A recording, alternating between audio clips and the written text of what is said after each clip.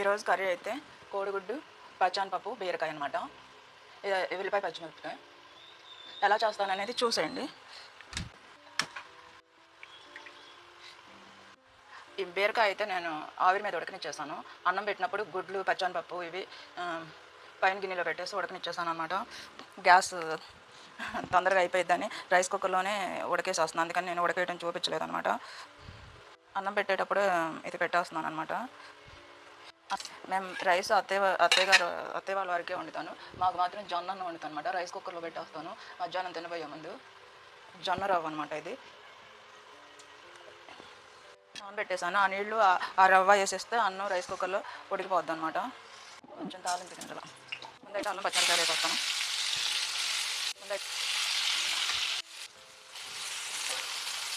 ఎందుకంటే అవన్నీ కొంచెం మగ్గిపోయినాయి కాబట్టి ఎక్కువ అవసరం లేదు. మన కూర కూడా తొందరగా అయిపోద్ది. మనకి గ్యాస్ ఎక్కువ పట్టదు అనమాట. కొంచెం గ్యాస్ వచ్చేంత వరకు కొంచెం జాగ్రత్తగా వాడుకుంటే సరిపోద్ది ఉంటాను.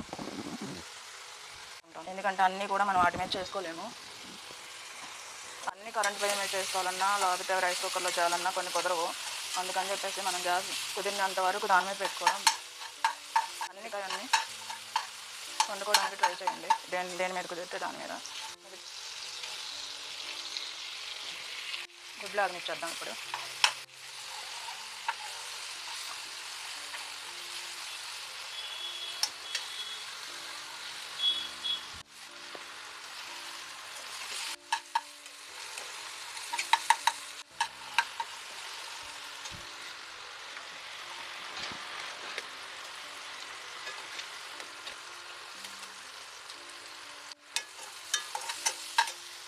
ఇందులో అయితే పచ్చానపప్పు వేసేస్తాం.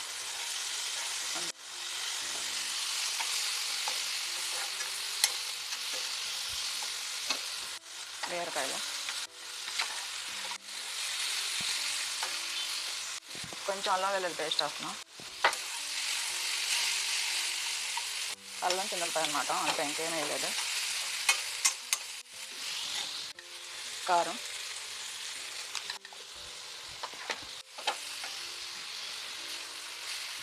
పప్పు నానబెట్టిన వాటర్ అనమాట. ఇవి పచ్చానపప్పు నీళ్ళలో నానబెట్టిన వాటర్ ప్లస్ అల్లం వెల్లుల్లి పేస్ట్ వేసాను ఆ నీళ్ళు అనమాట. దీంట్లో ఉడకనిచ్చేస్తాం. ఈ పచ్చానపప్పు కూడా ఇంకొంచెం ఉడకాలన్నమాట. మన కర్రీలో ఉడికితే చాలా బాగుంటుంది. ఎందుకంటే ఉప్పు కారం అన్నీ పిలవాలన్నమాట. మనం ఉట్టిగా ఆవిరి మీద ఉడకనిచ్చాం కదా, అందుకని ఉప్పు వేయాలి.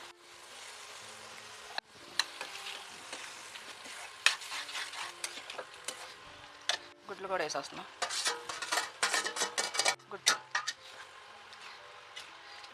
గుడ్లు కూడా ఇందులో ఉడకనిచ్చేద్దాం.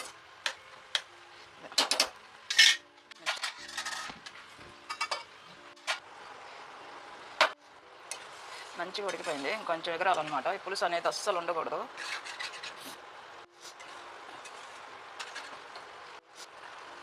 ఇంకా కొంచెం ఎగరాలి.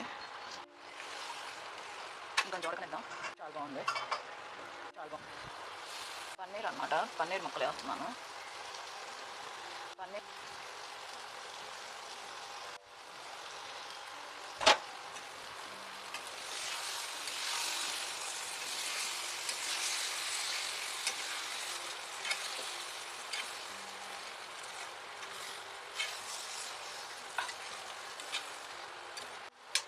పన్నీర్ వేస్తే బాగుంటుంది.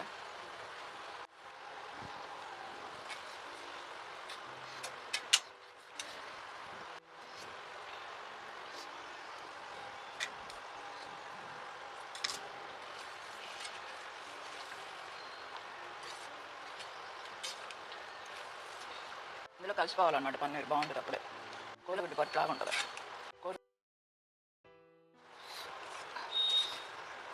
అదే అయిపోయింది కూర.